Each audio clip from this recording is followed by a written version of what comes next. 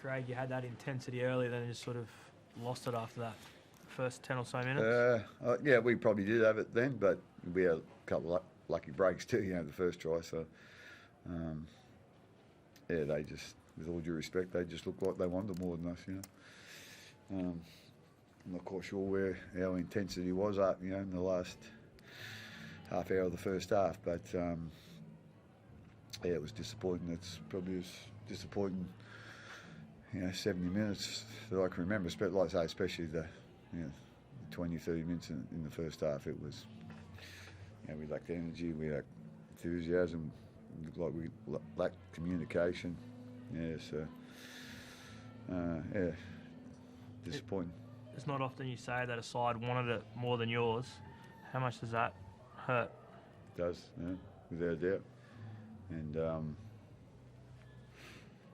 like I say, sometimes, this is not all the time, but, just sometimes you wonder how important it is to them, but I'm not quite sure where that initial enthusiasm, aggression and intent went, It was like, just got too hard, or we thought it was going to be too easy, like, one thing we pride ourselves on is not getting complacent or never getting complacent. That's not what we're about. We don't want to be about that, but I'm not quite sure that was it.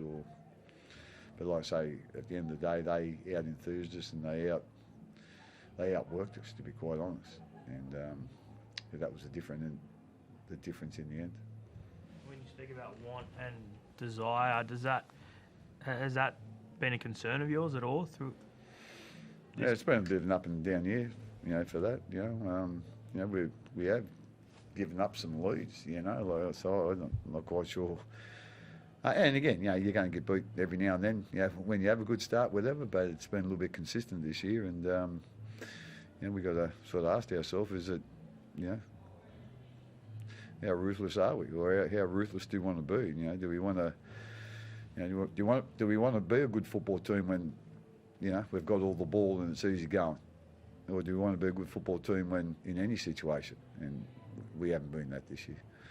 So is that sort of what you meant before? You had a chat with Jakey Duke before half-time, before kick-off, and said we weren't sort of sure of the team's identity, if you like. You didn't know who they were, and is that what you mean? That they don't who they are?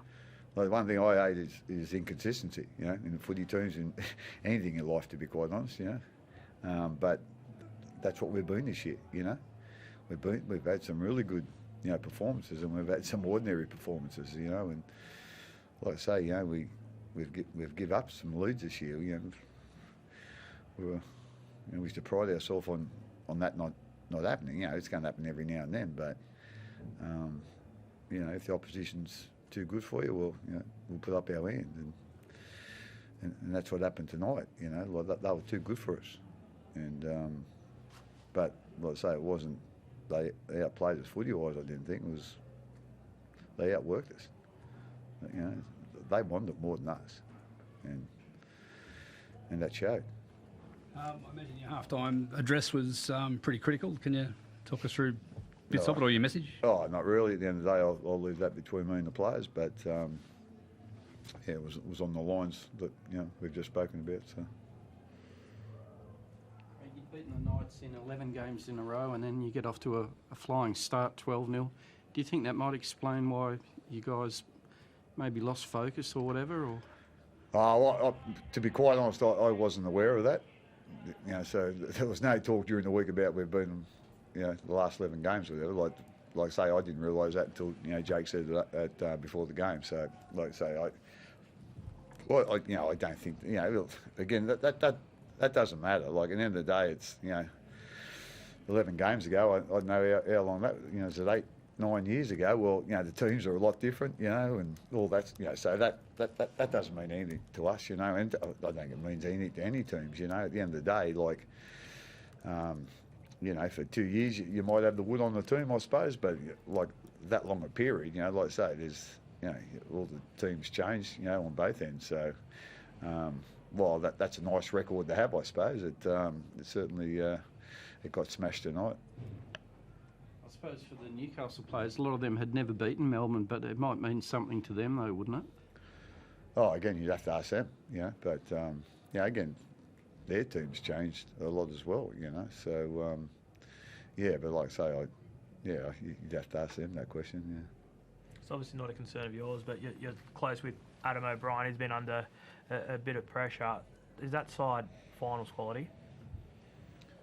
I thought, they competed really well tonight. Some of their scramble, there was times when we had plenty of ball in their end, especially the second half. So, I couldn't see that. They've had obviously a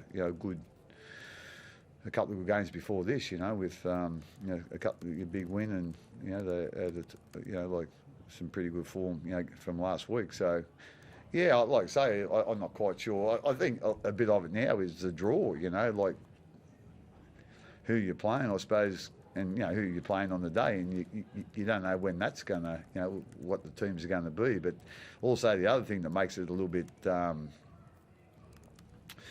know it's interesting, but the buys, some teams still got a couple of buys to go or something, or some teams already had their buys, and so that sort of changes it around a bit. But I'm not quite sure where Newcastle are in that situation. But like I say, I thought they scrambled great tonight, and I thought they had some real intent in their game, and if they can keep that up, there's no reason why they couldn't. I wouldn't imagine. Thanks, guys. Thank you.